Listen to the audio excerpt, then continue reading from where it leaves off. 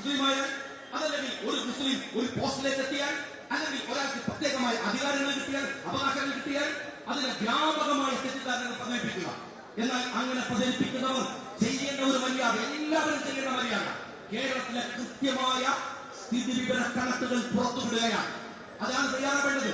അങ്ങനെ തയ്യാറാവുന്നുവെങ്കിൽ ഈ വാദം പറയുന്നവരോട് ഞാൻ പറയട്ടെ, ഒരു കടുകുമണിയുടെ ആനുകൂല്യം മുസ്ലിം സമുദായത്തിന് അമിതമായി ലഭിച്ചിട്ടുണ്ടെങ്കിൽ അത് തിരിച്ചു കൊടുക്കാനുള്ള സമരത്തിന്റെ മുമ്പിൽ ഇതുപോലെ ഈ കലക്ടറേറ്റിന്റെ സെക്രട്ടേറിയറ്റിന്റെ മുമ്പിൽ വന്നിരിക്കാൻ ഞങ്ങൾ തയ്യാറാണ്. ആ കണക്കിന്റെ പുറത്തുണ്ടാക്കുന്നത് അവിടെ എന്താണ് എല്ലാവരും കഥക്കളികൾ കാണിക്കുന്നത്. എന്നിട്ട് രാജ്യത്ത് പ്രചരിക്കുന്ന എല്ലാ പ്രധാനങ്ങളെയും ഇങ്ങനെ അതിനെ എന്റർടൈൻ ചെയ്യുക, മനുഷ്യത്വം എന്നിട്ട് മാനസികമായ അകൽച്ചകൾ ഉണ്ടാവുക. ഇവിടുത്തെ സംഘികളും കമ്മ്യൂണിസ്റ്റുകളും ക്രിസ്തംഘികളും ഒക്കെ ഈ വലിയ പ്രധാനങ്ങൾ നടത്തുകയാണ്. ഞങ്ങൾ ഞങ്ങളുടെ കുട്ടികളുടെ കാര്യമാണ് പറയുന്നത്. ഏത് കുട്ടികളാണ്? ഞങ്ങൾ മുസ്ലിം ലീഗാണ്, അതുകൊണ്ട് ഞങ്ങൾ സംഘടിക്കുന്നു എന്ന് മാത്രം. ഇവിടുത്തെ എല്ലാവരും അഭിമുഖീകരിക്കുന്നത് മലബാറിൽ പാർക്കുന്നത് മുസ്ലിങ്ങൾ മാത്രമാണ്. എല്ലാ മനുഷ്യരുമില്ല, എല്ലാ ജാതിയിലും എല്ലാ മതവിഭാഗങ്ങളിലും അവരൊക്കെ ഇത് അഭിമുഖീകരിക്കുന്നില്ലേ? അവരൊക്കെ ഈ ക്ലാസ് സീറ്റുകൾക്ക് വേണ്ടി ഓരോരുത്തരെയും വന്ന് സമീപിക്കുന്നത് എല്ലാവരും കാണുന്നില്ലേ? ഇവിടുത്തെ എം പിമാർ കാണുന്നില്ലേ? ഇവിടുത്തെ എം എൽ എമാർ കാണുന്നില്ലേ? ഇവിടുത്തെ പഞ്ചായത്ത് മെമ്പർമാർ കാണുന്നില്ലേ? അതല്ലാതെ ഇതേ സമുദായം മാത്രമാണോ അഭിമുഖീകരിക്കുന്നത്? ഇത്തരം ഒരു പ്രശ്നത്തെ സാമുദായികമായും റീജിയണലായും ചെറുതായി കാണിക്കുന്നത് പോലും അപകടമാണ്. സർക്കാരിന് പിന്നെ ഇതിലൊന്നും വലിയ താല്പര്യമില്ല.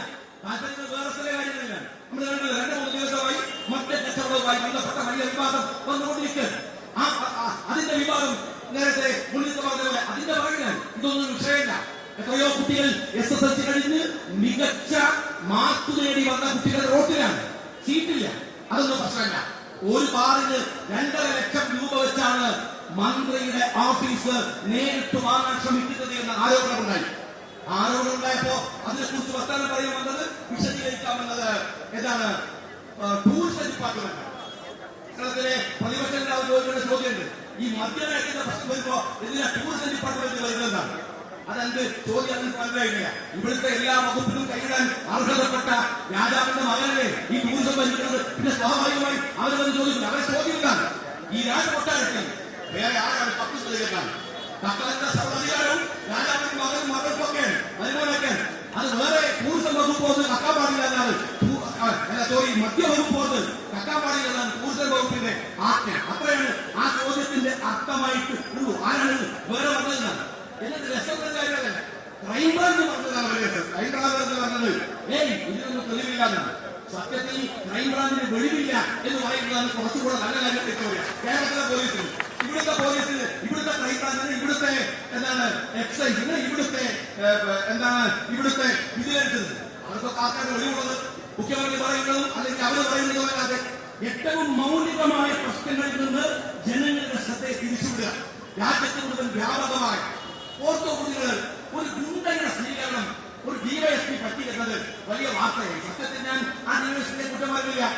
ഒരു ഗുണ്ട ഫാമിലിക്ക്, ഒരു എന്താണ് ഒരു അധോലോക ഫാമിലിക്ക്, ഒരു അഴിമതി ഫാമിലിക്ക് വാർത്താൻ സൗകര്യം ഒരുക്കി കൊടുക്കുന്ന ക്ലിഫോസ് തന്നെ വാങ്ങി കൊടുക്കുന്ന കേരളത്തിലെ ജനങ്ങളുടെ മുമ്പിൽ ഒരു ഡിവൈഎസ്പി ഗുണ്ടാനാളവരുടെ വീട്ടിൽ പോയാൽ അതിനെന്താണ് ഇത്ര അതിശയപ്പെടാനുള്ളത് എന്നാണ് ഞാൻ ചോദിക്കുന്നത്. ഒറ്റ കാര്യം കൂടെ ഞാൻ പറയുന്നത്, ഇത് മലബാറിന്റെ പ്രശ്നമായി ചുരുക്കി കാണിക്കാൻ ശ്രമിക്കുന്നതാണ്.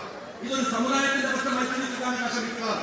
ഈ പ്രശ്നങ്ങളുടെ ആധിക്യത്തിനിടയിൽ ഞാൻ നേരത്തെ പറഞ്ഞുപോയ മദ്യനയത്തിന്റെ ഗുണ്ടമാഫിയയുടെ ഇങ്ങനെയൊക്കെയുള്ള ആധിക്യത്തിനിടയിൽ ഞാൻ കോഴിക്കോടായതുകൊണ്ട് പറയാൻ മറക്കാതെ ഇവിടുത്തെ മീഡിയകളും ഇവിടുത്തെ മനുഷ്യരും നെഞ്ചിൽ കുറിച്ചു വെക്കേണ്ട ഒന്നിനെ മനഃപൂർവ്വം മറപ്പിക്കാൻ ശ്രമിക്കുന്നുണ്ട്. അത് വടകരയിൽ നിന്ന് കേട്ട കാഫർ എന്ന വാക്കാണ്.